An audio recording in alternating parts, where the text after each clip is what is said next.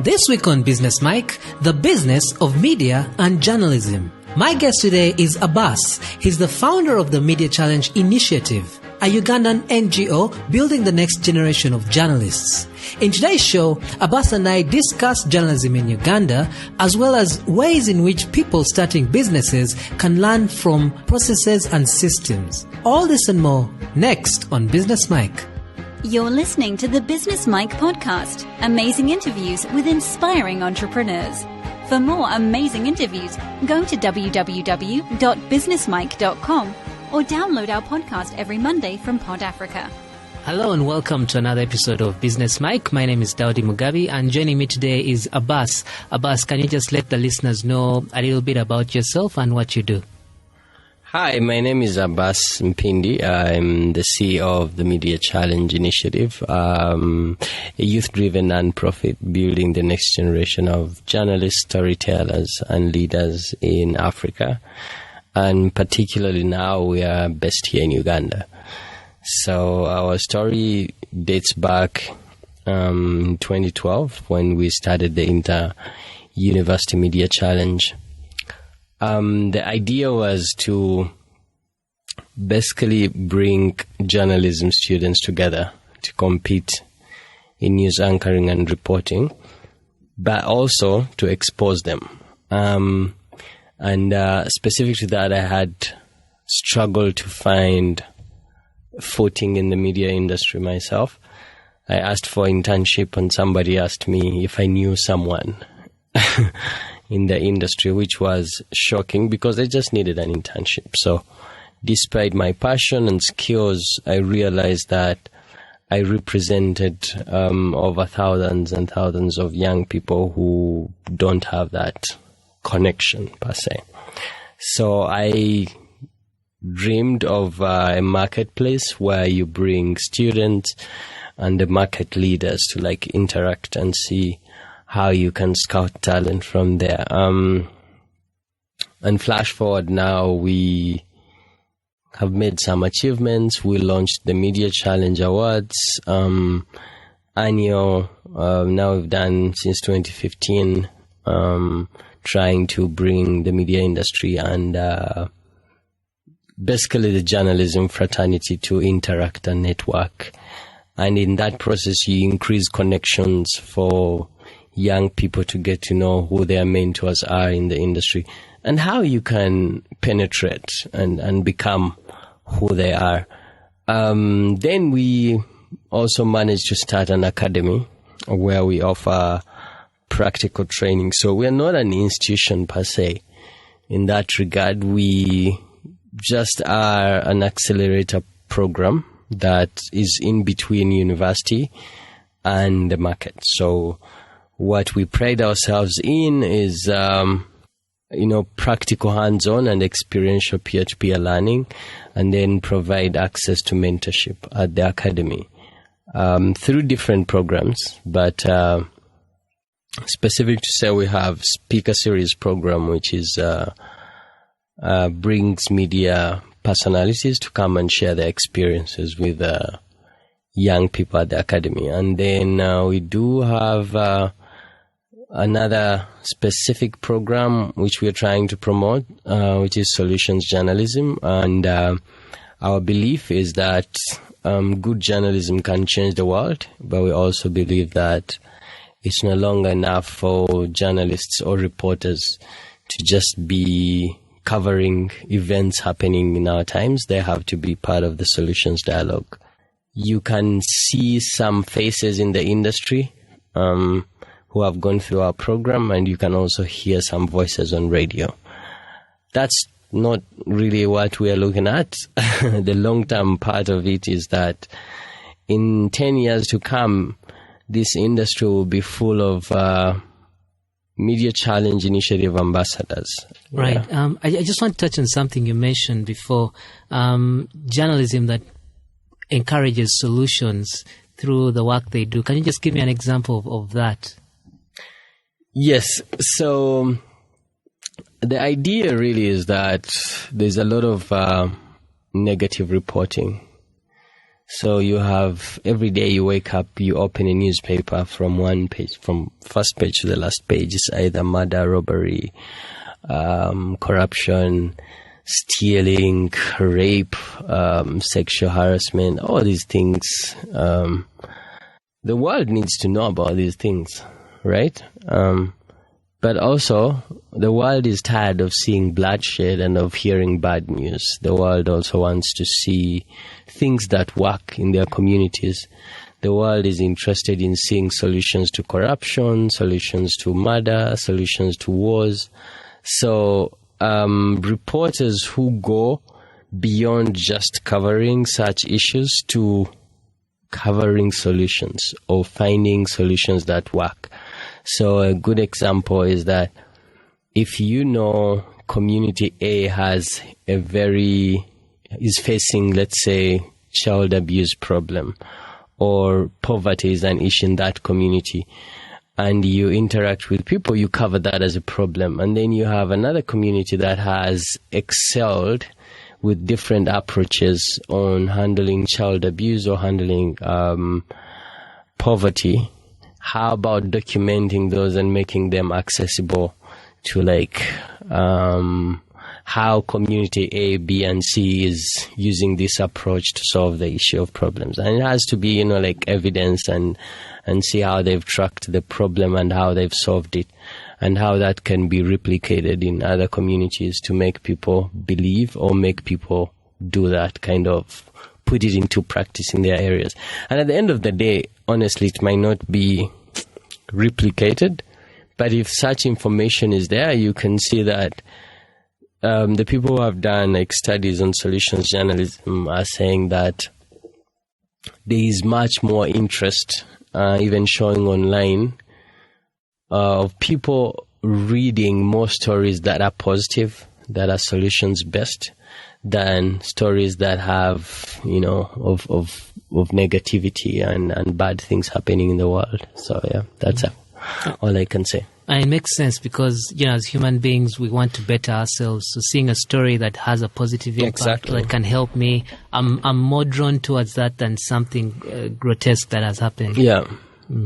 And when it comes to the students that go through the academy, what would you say are some of the areas that are lacking? Because I'm assuming that they've probably gone through school, maybe journalism school and stuff like that, so they probably have theory on this industry. But what do you see them lacking when you offer them your platform? Because you actually give them the practical experience. What are the areas that need to be improved upon?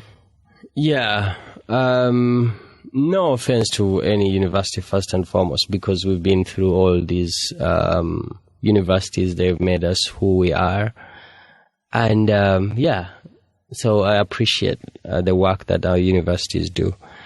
But at the same time, you realize you have pockets of people who are practical.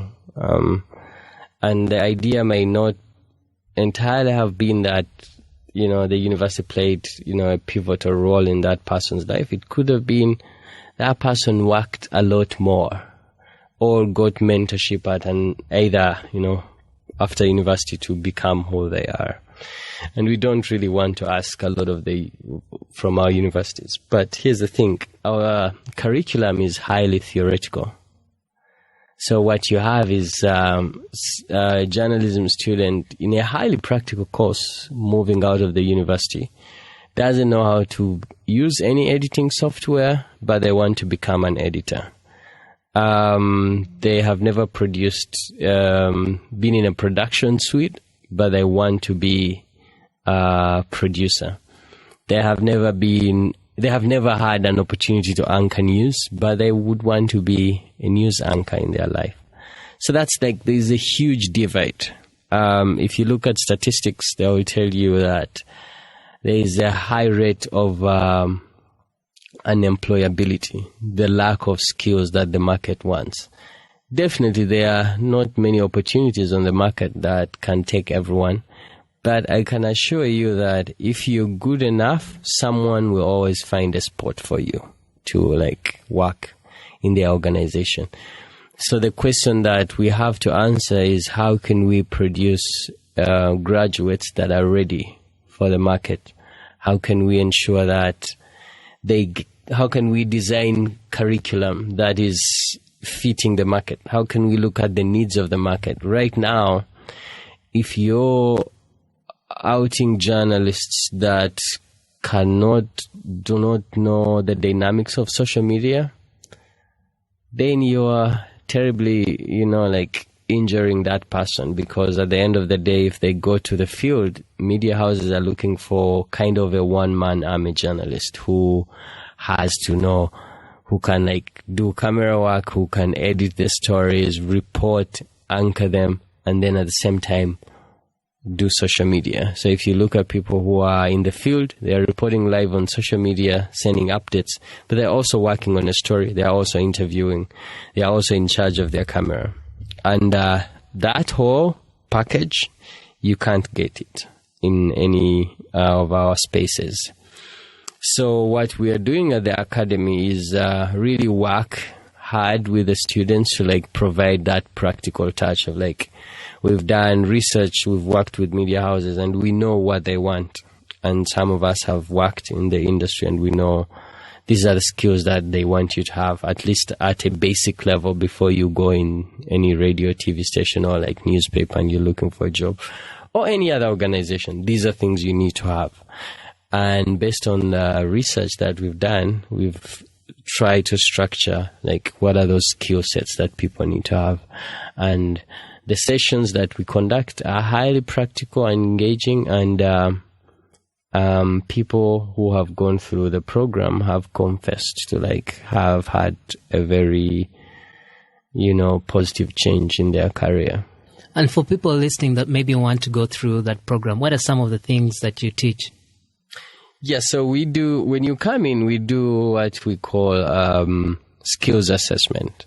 So this is just a conversation we have with you and say, hey, what do you want to be, or what do you want to become in the next 4 or 5 years or 10 years? And someone says, I dream to be a news anchor. And then we work out with that person to see if they really have the skills by giving them an audition. So the audition basically is to help them feel the pressure of being an anchor or being a producer. And then after that, we do goal setting. Goal setting is to okay, you've realized what you can do, but now how can we, break it down into small pieces that you need to achieve for you to be in that space. So if you say, I want to be one of the best news anchors in this industry, we are okay, what are those things you need to do before that? Do you need to intern as on a TV station, a radio station? Do you need to can you start small by doing YouTube videos? How often do you do practice? Can you find an anchor that you can become your mentor? So we highlight some of those tiny things that they need to do. And then we start on the sessions. We do radio and TV presentation and production, focusing on news anchoring and reporting, and generally people who are interested in presenting. And then we do beat reporting, specialized reporting. And that's our desire to promote knowledge-based journalism. And the idea is basically that you can't be a general reporter. There is the belief in this industry that, you should do everything. No, you should be able to do everything, but you should be known for something so that you have some sort of identity as a journalist. Are you an investigative reporter? Are you a sports reporter? Are you health? Are you known as a gender reporter? So that we can put identity on your face, and when we want person for sports, we know who to go to. And then we do solutions journalism, just introduction of what does this mean, and how basically to begin orienting young people in they need to do more than just reporting. And then we try also to do career guidance, and that has to do with CV writing. How do you when you have developed a demo or work projects, how do you pitch them to an editor? How do you pitch them to any employer? If you have a story idea that you want to work on, how do you pitch this without it being rejected? But also we try to do, we've been trying to do interviews, like mock interviews. How do you, go to interviews and present yourself. And also we really continue to give support. So after that, the academy is open for students to always come back for Saturday Speaker Series, to always come back if they have... Saturday Speaker Series is the one where you bring experts to share their knowledge. Yes, but we've also made it open that if you finish your, 2 months course, you can come back. If you have Abbas, I'm working on this, I need some guidance. We are happy to always support our trainees. Right. And from your experience, is there such a thing as an individual that was maybe born to do a certain thing? Certain people have those innate qualities and skill sets.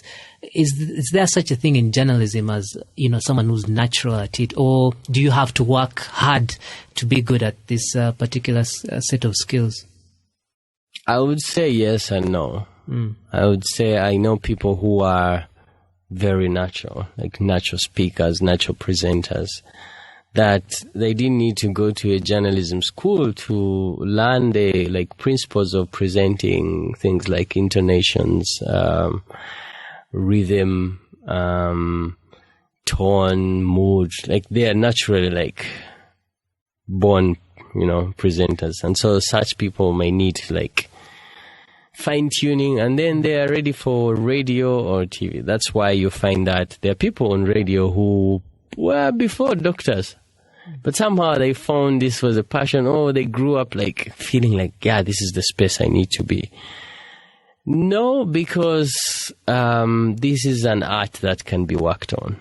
So people can, there are people who everyone has rubbished and said, oh, you go for an audition and they say you can never make it. You're horrible. Your voice is not good for radio. Your face, not for TV. And such people don't give up. They say, I'm going to make it and I will train as much as I can. And soon you find these amazing people who are telling you, I was rejected 10 times in my life at the first auditions that I did, and I never gave up. And now I'm better than anyone in the industry because I really worked hard. So that's what I can say about that. Okay. Yeah. How long have you been at this? How long has this NGO been in existence?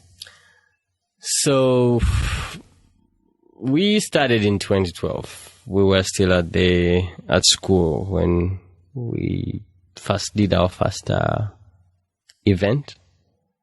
And then over the years, we grew into first registered a company, Global Media Enterprise, because at first we used an institution to organize as a guild council. And then when we moved out, we needed to now establish ourselves independent of the institution. So we started Global Media Enterprise. Over time, we realized our work was not really business or commercial. It was more like social enterprise, working with creating impact and change in communities. So we decided to go social enterprise, non-profit. So last year we registered an NGO, Media Challenge Initiative, which is now our brand. And then our business model is that we have the company in the background that basically helps to raise funding business ways, like someone is interested in printing, someone is interested in documentaries. So the company does, so that we currently we don't have access to funding for the organization, so we use the money that comes out of the business side of our organization. And what would you say was your proudest or most outstanding moment from inception all the way up to now? I can't single out one because they've been really key moments. But I think the most important is the team that I work with. We've managed to create this kind of family arrangement, family feeling around our team that really it's never about money. It's the commitment people have shown. And for me, that's just like really defeating. And every time I think about it, I'm like, how does this even work? When people love something, they will be in it. And it doesn't really matter how it goes. So I think like I am very proud of the team that we've built and I'm proud of the brand, that how students and young media journalists appreciate and keep coming and keep asking for more. Because, it's one thing to like ideate something. It's completely another for people to buy into it, believe it, not once, not twice, not thrice, but follow you up and keep coming and keep coming. So if that happens, then you know that this is really working. And those are, I think, two things that I'm really proud of. But the team is core. Okay. Yeah. And if you had a time machine, so if you could go back to 2012 when you started and give yourself some information or a piece of advice that would save you trouble that you faced along the way, what advice would you give yourself at the very beginning? That's a really, really hard question. I always do flash forward. Flashbacks are tricky for me because then I'm kind of regretting. But yeah, here are some few things. I think that sometimes when you start something, you are driven by passion and you don't care where it goes. All you need to just see it happen. And that's really nice. But the question is not always in like the result at the end of the day. The most important part is in the process. Like, if the process is not good enough, some people say trust the process, but you need to make sure that the process of whatever you're working on is quality, is consistent, is standard. So if I look back, there are things that we just did because we had to do, like because we at the end of the day needed a result, and it didn't matter whether we were following a certain structure or we just wanted that thing at the end of the result of the day. So I think that we needed to have begun creating structures administratively a long time ago. And now we are in the process of like, okay, we need to put up like things in place. Every day you have a new challenge that should not require just one person to solve it. There's a system in place that works on, that even if myself or any other person is not there, there is already a system and people know how to approach or people know how to deal with that. And like I was sharing with you before, that's one of the reasons why a lot of startups are failing. People will have a vision, but the process to achieving the vision is very important. It's crucial for you to like, at the end of the day, for people to look at your product and say, wow, how did you manage to do that? So if I had chance to rush back, but I also, that's really idealistic. We are working on that now. But also I think that we were a very young team and most of the things we were doing were trial and error. And it was also interesting, like, to do things out of curiosity, like, let's see what comes out. Yeah. I actually think there's an advantage to that try and error. Sometimes people who go into business, and this is very rare, that have everything you've said. They have the business knowledge, the structures, this, and there's certain things they would not do that an amateur would do. There's certain projects they might not pursue because they can forecast and see the probability of that working out is slim to none. Let's not bother. But the rookie will just take a chance. And sometimes, it rarely happens, but sometimes they strike gold in their naivety. So there are pros and cons, but more cons than pros, I would say. Yeah, and I mean, like, definitely out of, like, our trial and error system, there's lots of things we did achieve. Did we miss a lot of things in the process? Absolutely, yes. I think that after every event, we did like an evaluation of an assumed very successful event by the public, but internally we would say, what happened? Like, we were supposed to do A, B, C, and D, and no one remembered to do that. And that, like, check and balance to reflect on, like, achievements, but also what didn't we do right? And then when you really, really go deep into saying, okay, why? How come we didn't achieve that? And then you realize it's because the system wasn't working. So what advice would you give someone that's listening to this that wants to start a business? When you say systems, processes, some people might think of this as jargon and things like that, but what kind of things are you referring to? Like, I have a partner, or I'm going to do this by myself. What do I need to have in place to save me the trouble that maybe you went through? Yeah, so first and foremost, if you're an entrepreneur, and then you are the manager, and then you are also the technician. So those three things can't work. So you're like the founder, and at the same time you have to manage, and then at the same time you have to be technician. Those two individuals want three different things that are very complete. As a technician, I want work done, results, period. Like, for me, I'm paid to do that. Manager, I want things in a certain way, following a certain structure. As an entrepreneur, I have this big vision that I've put up, and maybe I feel like it's not coming out clearly. So, but you find situations where these three are in one person, so they all keep conflicting. Yeah. So, in terms of structures, for let's say our setting as an academy, first question is, what is that product that we want?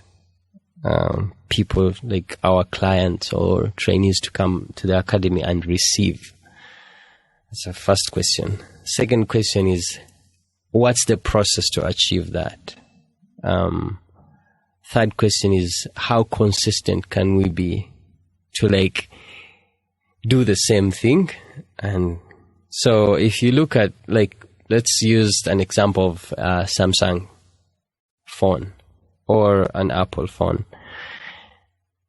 How possible, or like, is it for them to produce same phone, but in like 1,000 different, like specific same product, but they are like in numbers, but still same. So that means the process involved, consistency. You won't find an iPhone that has, like like, unless it has been, there's some factory defects, but yeah. But let's say like Chinese have managed to like, like get a default. Yeah.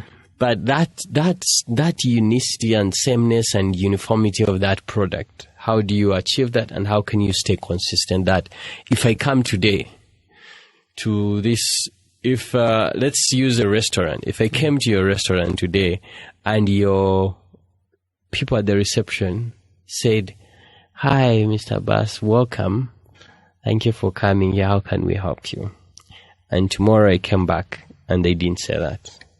So today I came, they welcomed me, they gave me a seat, they asked me what I want, they probably and then they asked me for, if I would like to read a newspaper, and they provided it, and they asked me what kind of food I want, if I want, fruits and everything.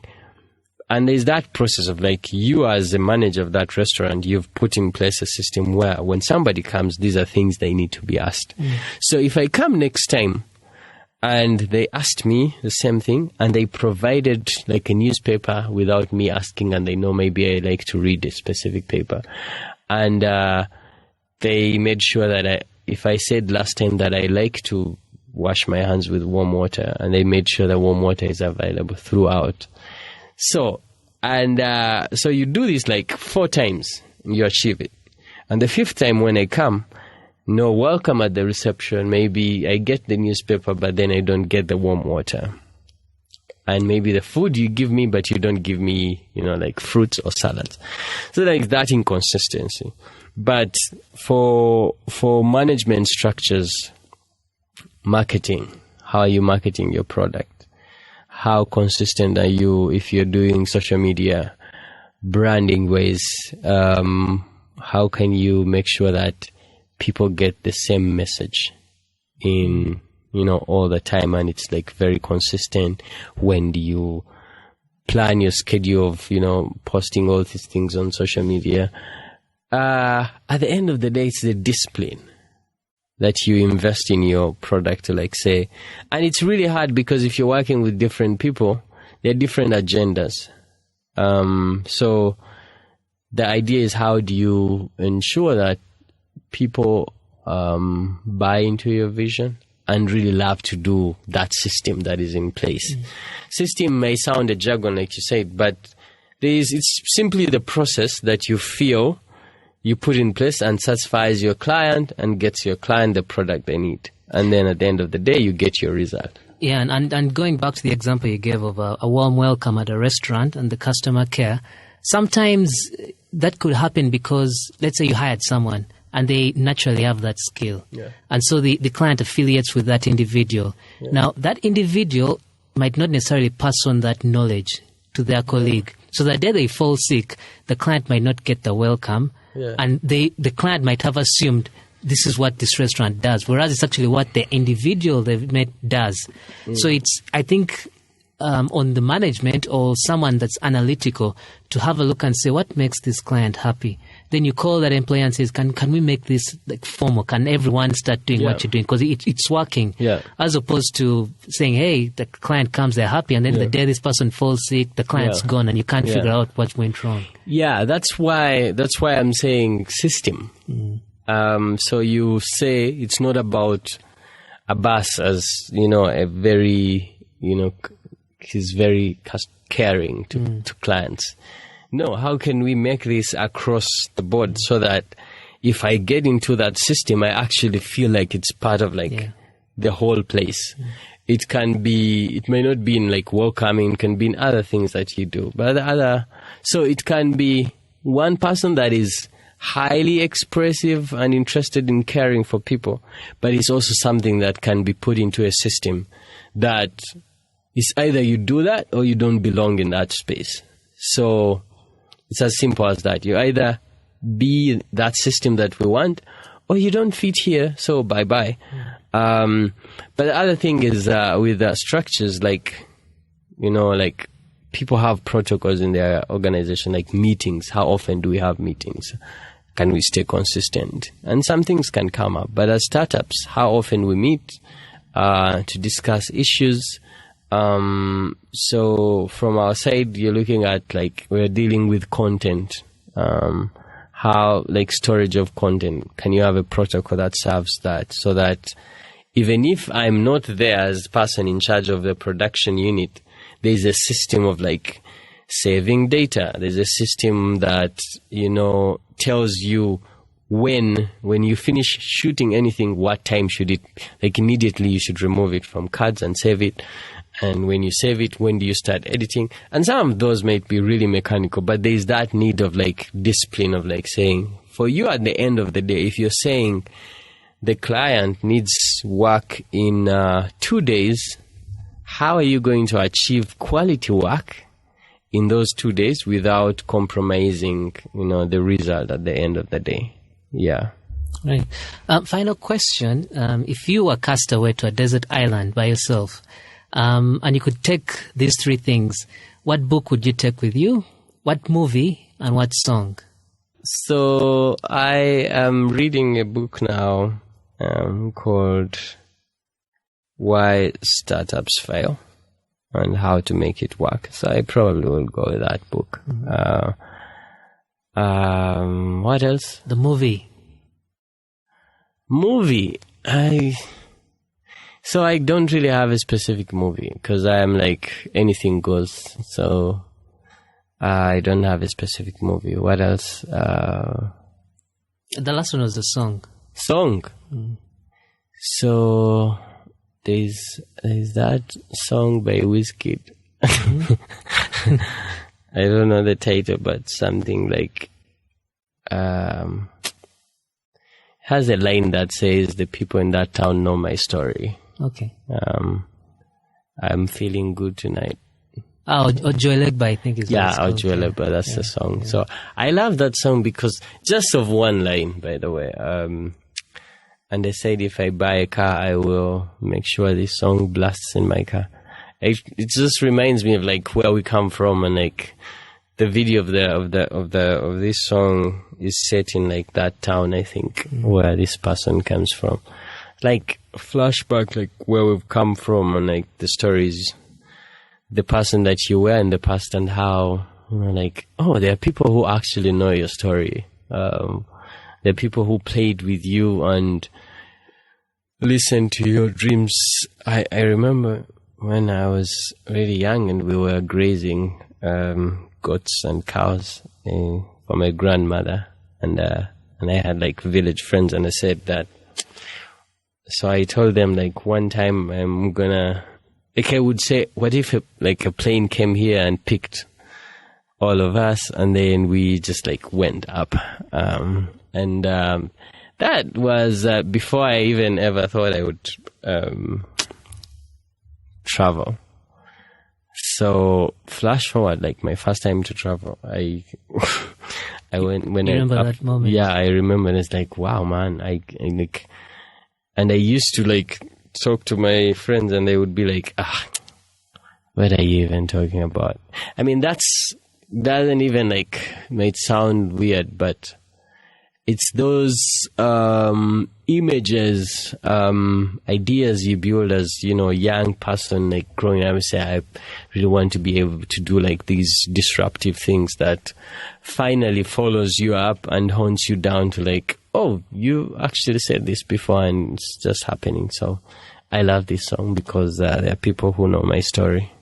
Right. Yeah. Lastly, how can people connect with you or the Media Challenge Initiative on social media, website, and all that? Thank you. So people can go to our Facebook page, the Media Challenge Initiative. We also have, before I even tell you the website, the Facebook page really has different things.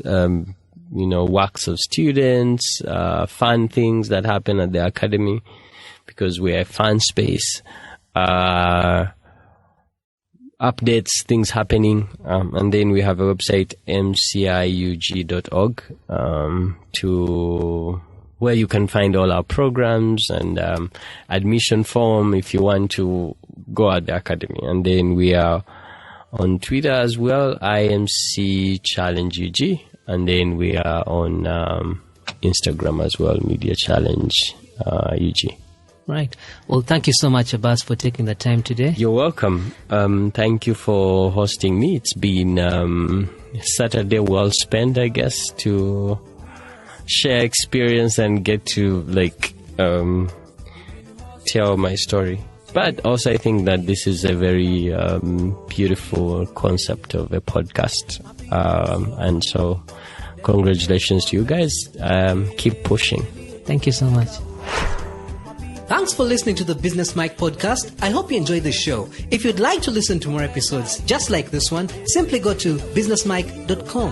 I would love to hear from you. So if you've got any questions or feedback, you can reach me on Twitter at Daudi Mugabe, on Facebook at Business Mike, or email. That's daudi@businessmike.com. Don't forget, we have a brand new episode every Monday. And until then, take care. I am feeling good tonight.